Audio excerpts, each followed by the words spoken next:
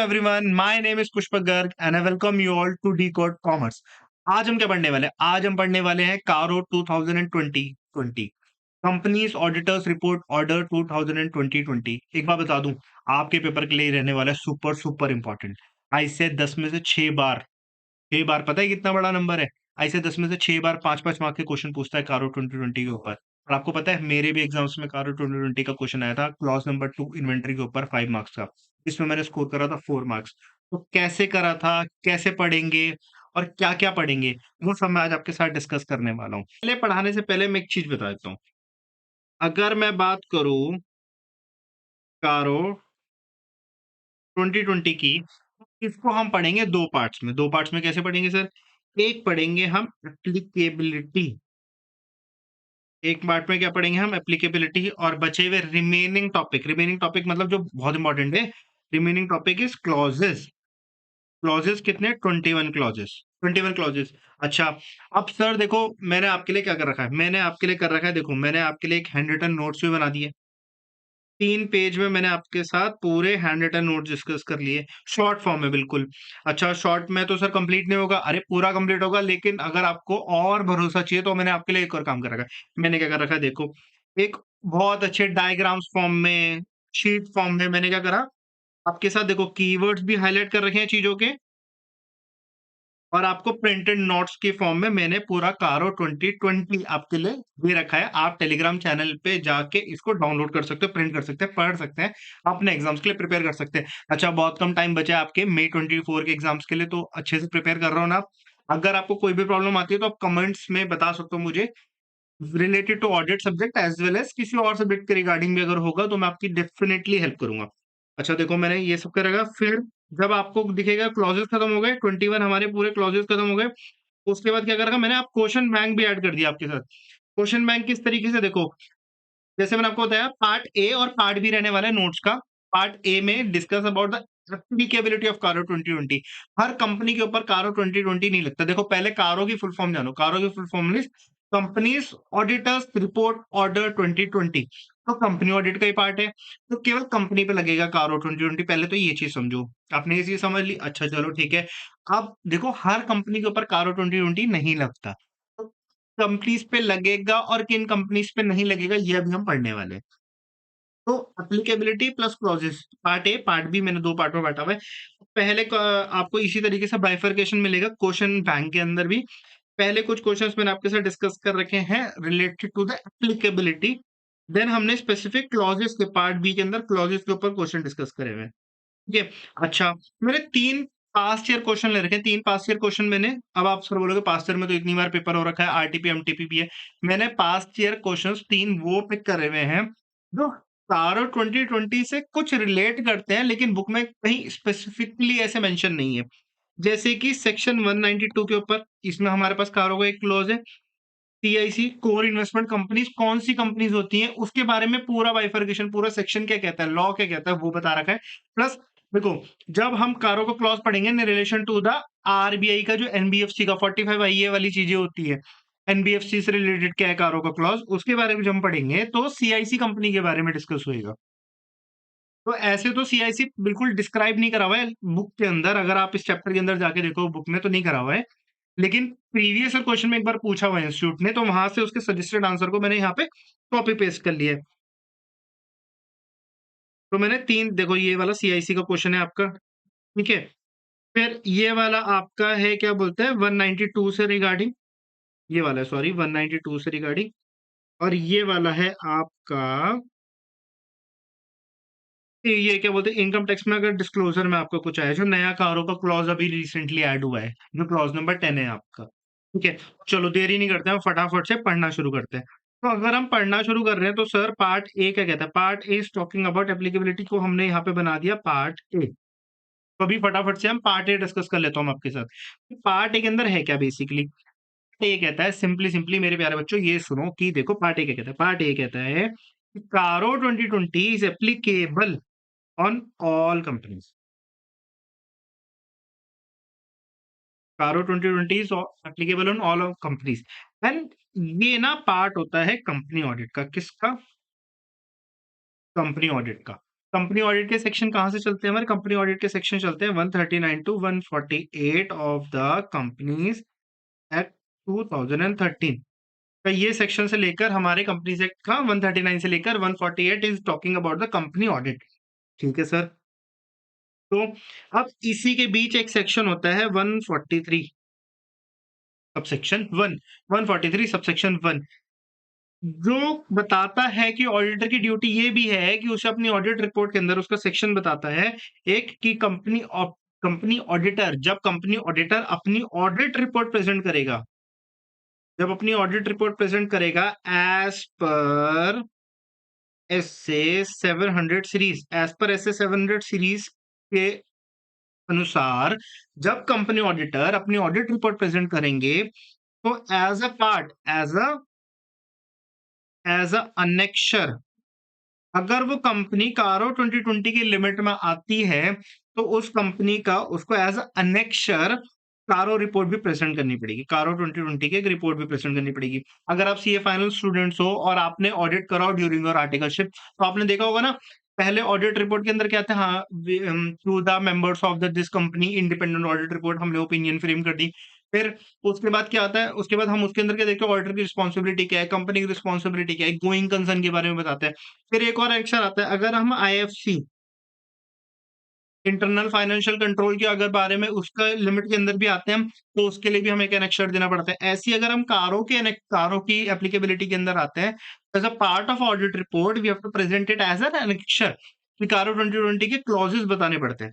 तो कारो 2020 के हम पढ़ते हैं पहले एप्लीकेबिलिटी। तो 143(1) बोलता है कारो 2020 के लिए आपको रिपोर्ट के अंदर पार्ट बनाने के लिए कारो 2020 का। ठीक है। अब कारो लगता किस किस पे ये तो समझ लो। देखो, ऑडिट कंपनी ऑडिट का पार्ट है तो ये तो समझ में आ गया किस पे लगेगा, ऑल कंपनीज पे। किन पे लगेगा? ऑल कंपनीज पे, हम इतना समझ गए सर। अच्छा ठीक है। इंक्लूडिंग, अच्छा एक बार बताओ, फटाफट से बताओ, इंक्लूडिंग फॉरेन कंपनी और नॉन फॉरेन कंपनी, मतलब अगर कोई फॉरेन कंपनी है तो वो क्या ऑल कंपनी की डेफिनेशन में आएगी यहाँ पे या नहीं आएगी? तो स्पेसिफिकली लॉ बताता है कि हाँ जी भाई, 242 ऑफ द कंपनीज एक्ट 2013 के अकॉर्डिंग जो हमारी फॉरेन कंपनी है ना, वो भी हमारी ऑल कंपनीज के डेफिनेशन में आएगी। ऐसा नहीं है कि आप उसको सोचोगे फॉरेन कंपनी है तो हम उस पे कारो नहीं करवाएंगे, हम तो जी कारो करवा के रहेंगे। ठीक है। अरे सर ऐसे तो इतनी सारी कंपनी एमसीए पे रजिस्टर है, सब पे कारो 2020 लगेगा। कुछ कंपनी तो डोरमेंट कंपनी है, कुछ कंपनी तो बहुत छोटी कंपनी, कुछ कंपनी ओपीसीज कंपनी है। अरे सर प्राइवेट कंपनी वो होती है, इतनी छोटी छोटी कंपनी होती है, उनका क्या होगा? रुको रुको बताता हूँ, बताओ। तो देखो, सारी कंपनीज तो बता दिया, लेकिन उसकी बताई फिर यहाँ पे क्या एक्सेप्शन, क्या बताई यहाँ पे, क्या बताई एक्सेप्शन, जैसे फॉर एग्जांपल सेक्शन 8 कंपनी, या बैंकिंग कंपनी जिन पे banking regulation act, RBI act लगता हो, बैंकिंग रेगुलेशन एक्ट लगता हो, या इंश्योरेंस कंपनी, या ओपीसी कंपनी, या स्मॉल कंपनी, या कुछ प्राइवेट कंपनीज। कुछ प्राइवेट कंपनीज, अब यहाँ पे वर्ड इंपॉर्टेंट क्या है, हमारा इंपॉर्टेंट वर्ड है कुछ। कुछ बहुत इंपॉर्टेंट वर्ड है। अच्छा सर ये तो बताओ फिर वो कुछ है क्या? चलो पहले इतना पढ़ते हैं फिर पढ़ते हैं हम कुछ क्या है। ठीक है। हैंड रिटन नोट्स मैं रिवीजन के टाइम पे कराऊंगा। याद रखो, जब मैं फुल फ्लेजेड ये कारो 2020 निपटा दूंगा, जैसी लेक्चर्स कारो 2020 फुल फ्लेजेड के डल जाएंगे यूट्यूब पे, नेक्स्ट लेक्चर आपको ऑब्वियसली हमेशा आप कारो नेक्स्ट लेक्चर उसके बाद एकदम मैं डाल दूंगा आपका कारो 2020 रिवीजन का, जो कि मैं 20 मिनट्स में कारो 2020 पूरा रिवाइज करा दूंगा। तो when you are going to prepare for your exams in last 1.5 days, तो आप 20 मिनट में कारो 2020 मेरे नोट से रिवाइज कर सकते हैं। ठीक है जी। तो चलो अब हम ये कवर कर लेते हैं।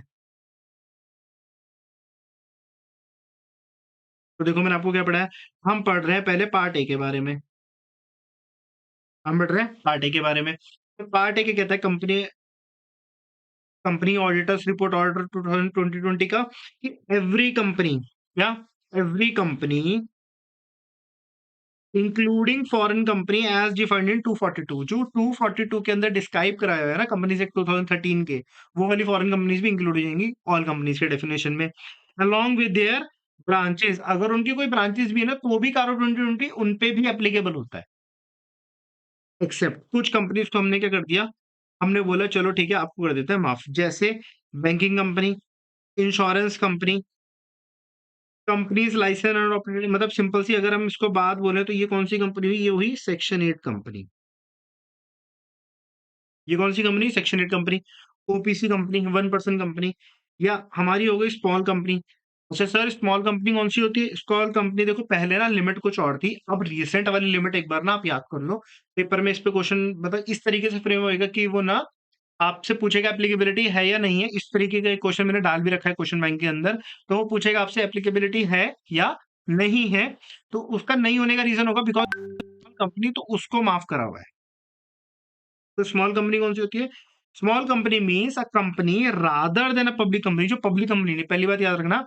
कभी भी अगर साफ किया कि X Y Z is a public company, तो आप कभी भी उसकी लिमिट चेक ही नहीं करोगे। और मैं आपको बता दूं, अगर पब्लिक कंपनी लिखा हुआ है ना, सिंपल सी बात है, और वो अगर section 8 insurance company, banking company या 1% कंपनी नहीं है, तो ऑब्वियसली होगा कि उस पर एप्लीकेबिलिटी लग जाएगी। तो small company is never be a public company. फिर उसकी लिमिट क्या है? लिमिट की अगर हम बात करें तो paid up share capital is 44 crore. Paid up share capital हम करोड़ के अंदर ही अंदर होनी चाहिए, ठीक है। और टर्नओवर उसका कितना होना चाहिए? 40 crore, not exceeding 40 crore rupees. Paid up share capital कभी भी एक्सीड नहीं करनी चाहिए 4 करोड़ से। आपका टर्नओवर कभी भी एक्सीड नहीं करना चाहिए 40 करोड़ से, 40 करोड़ के अंदर अंदर रहना चाहिए, ठीक है। हमने स्मॉल कंपनी भी पढ़ लिया। फिर अब पढ़ते हैं प्राइवेट कंपनी। प्राइवेट कंपनी कौन सी? कुछ प्राइवेट कंपनी, कुछ प्राइवेट कंपनी। तो कुछ प्राइवेट कंपनी की क्या है? वो ये कहता है कि जो आपकी प्राइवेट कंपनी है ना तो वो किसी दूसरी कंपनी की, ना तो वो किसी पब्लिक कंपनी की होल्डिंग होनी चाहिए, ना वो उसकी कोई होल्डिंग पब्लिक कंपनी होनी चाहिए। जैसे क्या कहना चाहता है वो, यहाँ पे कहना चाहता है कि for example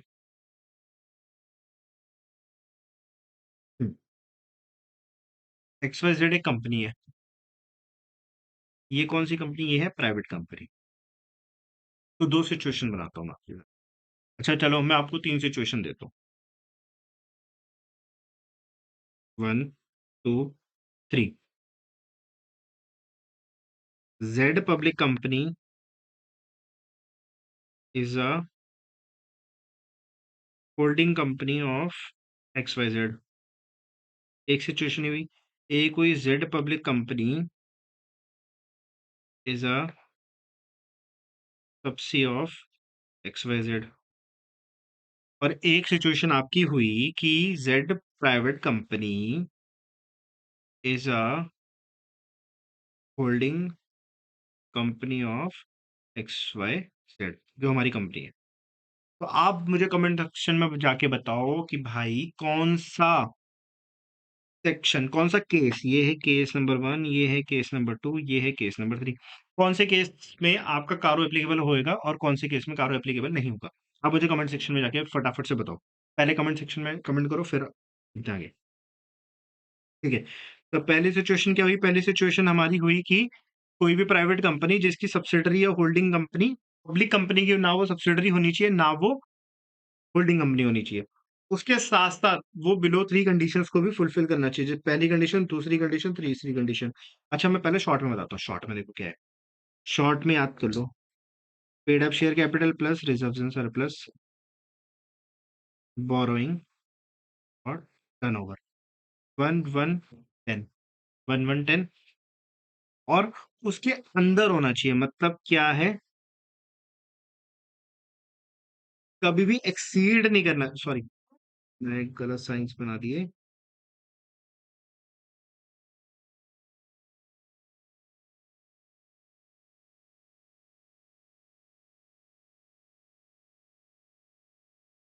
1 crore, 1 crore, 1 crore, 10 crore.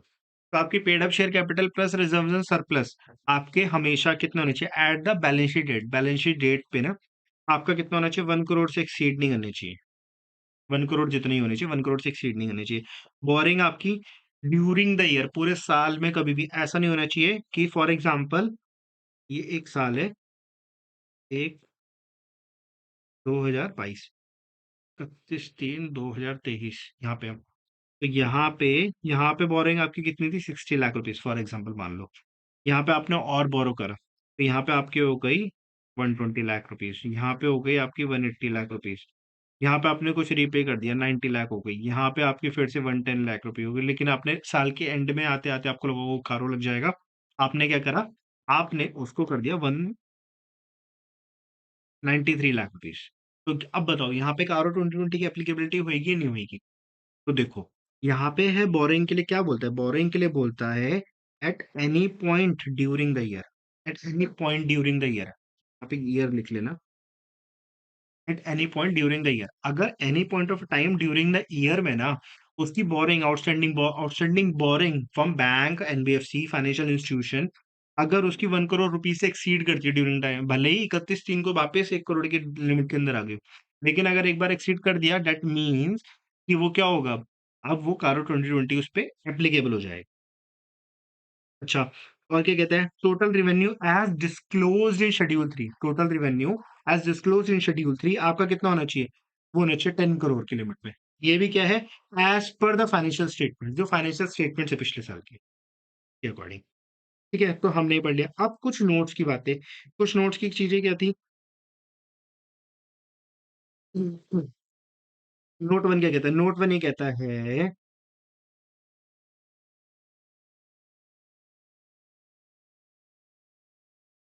Note one क्या कहता है, नोट वन ये कहता है loan from bank and financial institution are normally in form of term loan भी हो सकता है, डिमांड लोन भी हो सकता है। बेसिकली अगर किसी भी तरीके का आपको लोन दिखता है ना, अगर आपको किसी भी तरीके का लोन क्वेश्चन के अंदर दिखता है, तो आप उसको आउटस्टैंडिंग बोरोइंग के अंदर ऐड कर देना, भूलना मत। लेकिन एक चीज बहुत इंपॉर्टेंट याद रखना, इसमें आप मिस कर सकते हो कि इंटरेस्ट एक्रूड एंड ड्यू, जो इंटरेस्ट एक्रू हो गया प्लस ड्यू हो गया, जो एक्रू हुआ ड्यू हुआ, उसको आपको ऐड करना पड़ेगा। लेकिन अगर कोई ऐसा इंटरेस्ट है जो एक्रू हो गया लेकिन ड्यू तो नहीं हुआ, जो इंटरेस्ट एक्रू हो गया लेकिन ड्यू तो नहीं होगा ना, उसको आप ऐड नहीं करोगे, अगर अगर ऐड हुआ होगा तो उसको आपको माइनस करना पड़ेगा। कोई भी वर्किंग कैपिटल लिमिट है, कैश क्रेडिट है, ओवरड्राफ्ट फैसिलिटी है, बिल परचेज है, डिस्काउंटेड है, अगर डिस्काउंटेड है तो आपको क्या रिड्यूस करना पड़ेगा। ठीक है, अब नोट टू के अंदर मैंने दिया हुआ है आपके रिजर्व एंड सरप्लस के लिए। देखो, रिजर्व एंड सरप्लस एक नॉर्मल सी बात बताता हूँ, किसी भी तरीके का अगर रिजर्व है ना तो आप उसको ऐड कर देना, आंख बंद करके ऐड कर देना। एक बार और याद रखना, देखो सब में रिजर्व है, रिजर्व है, रिजर्व है, रिजर्व है, रिजर्व है, ये अदर रिजर्व है, ये सब आपको क्या करना है, ऐड करना। इसके साथ साथ एक और चीज बताता हूँ कि एक क्वेश्चन में ना कई बार ये एक और पॉइंट आ जाता है, इसलिए मैंने इसको रेड हाईलाइट कर दिया कि आपका ना एकदम ध्यान जाएगा नोट्स में कि क्या है। देखो, अगर शेयर ऑप्शन आउटस्टैंडिंग अकाउंट के नाम से कोई बैलेंस आ रहा है तो उसे भी आप रिजर्व सरप्लस में ऐड करना भूलना मत। फिर आपका आता है क्या बोलते हैं, paid up capital includes. Paid up capital includes क्यों होंगी, आपके equity share capital, preference share capital, originally जो आपने शेयर इशू करा था लेकिन फॉरफिट हो गए, लेकिन फिर भी वो शेयर कैपिटल भी आपकी क्या होगी, आपका इसमें ऐड हो जाएगा। जो अरियर में चल रहा है उसको आप पेड अप शेयर कैपिटल से एक्सक्लूड कर दोगे, डिडक्ट कर दोगे। कोई भी शेयर एप्लीकेशन बनी आई है, कॉल इन एडवांस आ गया जो अभी तक हमारा है नहीं, मतलब एप्लीकेशन आता है ना, जब तक अलॉटमेंट नहीं होता तो वो अमाउंट हमारा नहीं होता, हमें एक सेपरेट बैंक अकाउंट के अंदर उसे रखना पड़ता है। इसी तरीके से कॉल एडवांस, अभी कॉल फ्यूचर में आएगी, एक्चुअल में होएगी, लेकिन उसने एडवांस में हमें पैसा दे दिया तो अभी हमारे पास उसका राइट नहीं है, तो we can not add that in a paid up share capital of the company. तो उसको हमें क्या करना पड़ेगा, एक्सक्लूड करना पड़ेगा। अच्छा, रिवेन्यू के बारे में एक और चीज बताऊं, मैंने यहीं पे लिखा हुआ है।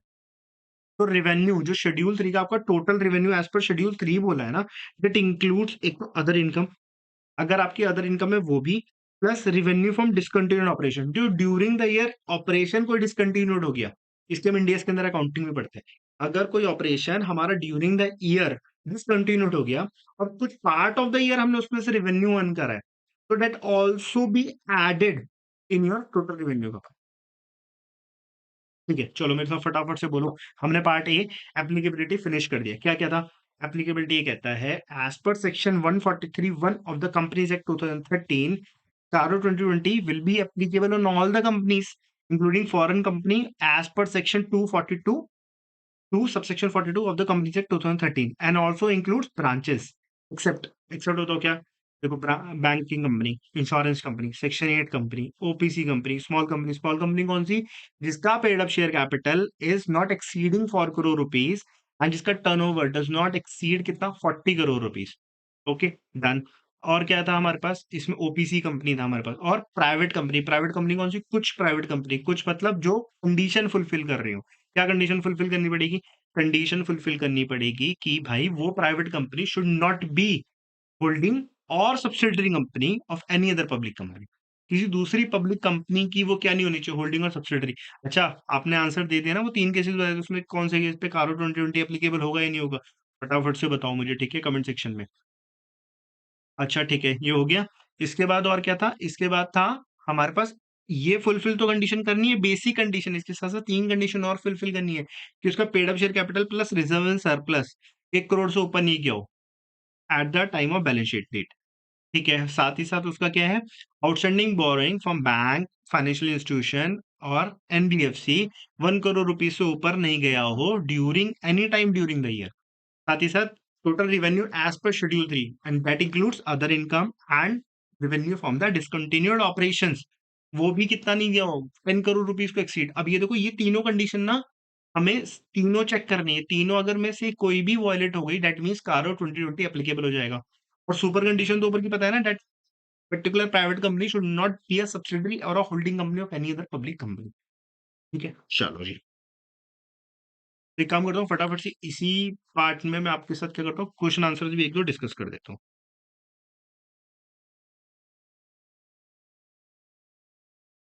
हम्म, देखो क्या कहता है, ये कहता है एग्जामिन द एप्लीकेबिलिटी, हम ये वाला पढ़ रहे हैं, ये कहता है examine the applicability, examine the applicability of CARO 2020 in the below mentioned cases.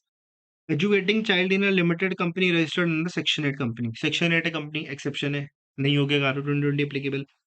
Ashu private limited having paid up share capital and reserve in surplus of 50 lakh rupees, 1 crore की लिमिट है और प्राइवेट कंपनी है, ठीक है, तो मतलब पहली condition fulfil. During the year the company had borrow 70 lakh each from a bank and a financial institution independently, bank से भी 70 लाख प्लस फाइनेंशियल इंस्टीट्यूशन से भी 70 लाख, तो मतलब 140 लाख। तो 1 करोड़ की लिमिट थी, 100 लाख की थी, लेकिन ये 140 कर गया, डेट मीन्स कारो 2020 एप्लीकेबल। चलो फिर एक सेकंड कर लेते हैं। Aastha private limited has fully paid up capital of 140 lakh rupees. Paid up capital कितनी है, 140 lakh rupees. During the year company has borrowed 15 lakh each from a bank and a financial institution independently, मतलब 15 प्लस 15 30 lakh rupees. It has turnover net of excise 50 lakh which is credited as separate account 475 lakh rupees, मतलब 4.75 crore rupees. अब बताओ कारो 2020 applicable होगा या नहीं होगा। तो देखो प्राइवेट कंपनी है, पहली बात तो इसने पेड अप शेयर कैपिटल वाली कंडीशन को ही वॉयलेट कर दिया, उसमें कितना होना चाहिए, 100 लाख होना चाहिए, ठीक है। चलो एक क्वेश्चन और करा देता हूँ, एक क्वेश्चन हम कर लेते हैं ये वाला। ए प्राइवेट लिमिटेड, पहली बोल दिया क्या है, प्राइवेट लिमिटेड है। Company reports the following position as on 31 March 2023 को, ये पोजीशन बताती है हमें क्या, पेड अप कैपिटल हमारी कितनी है, 60 लाख रुपीज है। रिवैल्यूएशन रिजर्व हमारा कितना, 20 लाख रुपीज है। कैपिटल रिजर्व हमारा 22 लाख रुपीज है। प्रॉफिट एंड लॉस का डेबिट बैलेंस, कौन सा balance, debit balance 4 lakh rupees है। The management of the company content करती है कि हम पे कारो 2020 एप्लीकेबल नहीं होता, कैसे नहीं होता, अच्छे से चेक करते हैं। Paid up share capital plus reserve surplus कितना होना चाहिए हमारा, 100 लाख रुपीज होना चाहिए। तो 60 plus 20 80, 80 plus 22 is 22, 80 plus 22 102 lakh rupees. अब देखो ये डेबिट बैलेंस है, माइनस का बैलेंस है, लॉस है ये, तो इसको माइनस करना पड़ेगा, तो इट इज 98 लाख रुपीज, मतलब हम पे कारो 2020 नहीं लगता। तो मैनेजमेंट का कंटेंशन क्या है, मैनेजमेंट का कंटेंशन है सही, ठीक है। सो मिलते हैं नेक्स्ट पार्ट में इस कारो 2020 की सीरीज में, जिसमें मैं आपके साथ पार्ट ए मैंने आपके साथ डिस्कस कर लिया, और उसके साथ मैं आपके उस क्लास पार्ट में डिस्कस करूंगा, नेक्स्ट वाली पार्ट में आपके साथ मैं डिस्कस करने वाला हूँ कारो 2020 का part B. Hope you like the videos, तो मिलते हैं नेक्स्ट क्लास में।